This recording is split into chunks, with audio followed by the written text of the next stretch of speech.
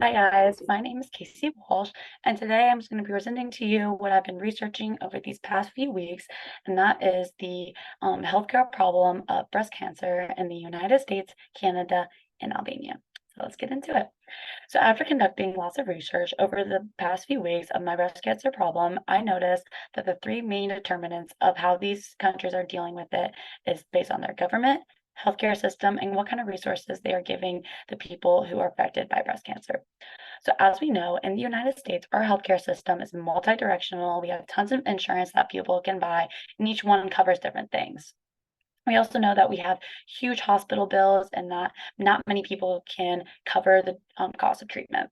However, in Canada, they're very much more central. They have a more organized system. Everything, the government decided that there's going to be one insurance plan that everyone in the country can buy, and that covers the exact same thing for every single person. So much more central. In contrast, Albania, right now their government is in shambles. Over the past few years, they've been trying to rebuild and they're doing a great job. However, they still do not have a central healthcare system, and many people in Albania do not have healthcare, and the ones that do don't have much coverage.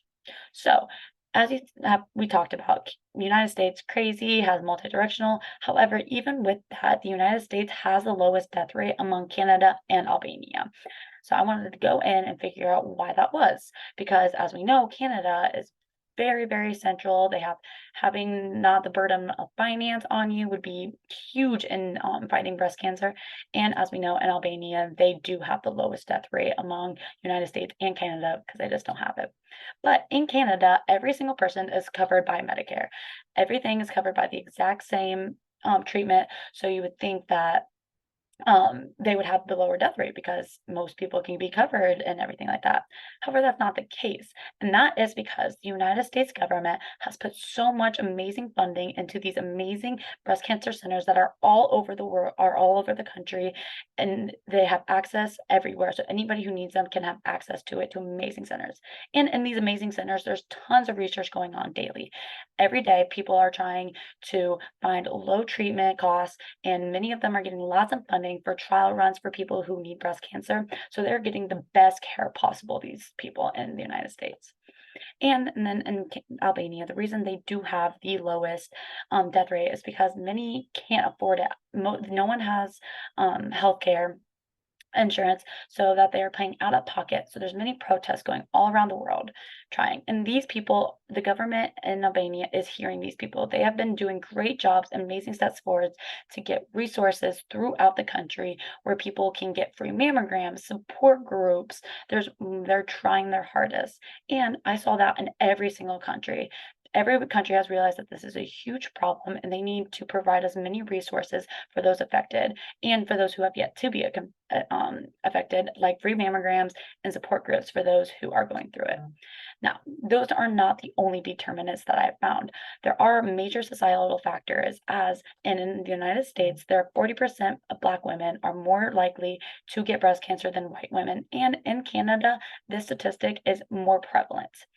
And in Albania, there wasn't many societal factors that I could find. However, out of all the Eastern European countries, they do have the lowest incident rate for getting breast cancer.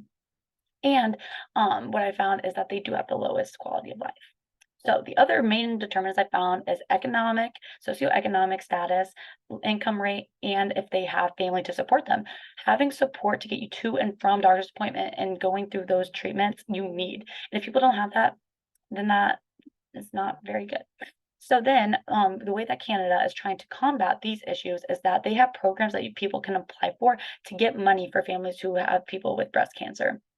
And in Albania, they are trying to rebuild, and there's government officials enacting policy that has been rebuilding hospitals all over to try to create a better place for these people to get the treatment they need, even though they do not have, even though they're struggling.